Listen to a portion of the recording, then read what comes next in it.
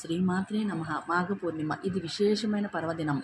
స్నానానికి ప్రాముఖ్యమైన మాఘమాసంలో ప్రతిరోజు సూర్యోదయం ముందే చేయలేని వారు ఈ రోజునైనా చేయాలని ధర్మశాస్త్రోక్తి. ఈ పూర్ణిమ నాడు సముద్ర స్నానం విశేషం. తిథిలో ఏ పూర్ణిమ అయినా సంపూర్ణంగా దైవశక్తులు దీవించే పుణ్యతిథి. ఈ తిథి నాడు ఇష్టదేవతారాధన, ధ్యాన, జపాది అనుష్ఠానాలు మహిమాన్వితమైన ఫలాన్ని ఇస్తాయి. ఈరోజు సూర్యోదయానికి ముందే సముద్ర స్నానం చేయడం మంచిది.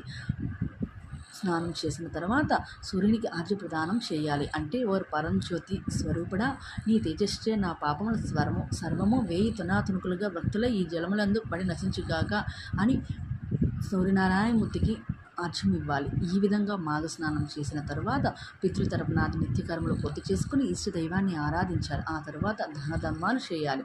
వస్త్రములు, దుప్పటెలు, పాదరక్షలు, గొడుగు, తైలము, నెయ్యి, బంగారము, అన్నము మొదలైన దానం చేస్తే మహాపుణ్యఫలం లభిస్తాయి. Thank you watching. Om Namo Venkatesaya. Hara Hara Mahadeva.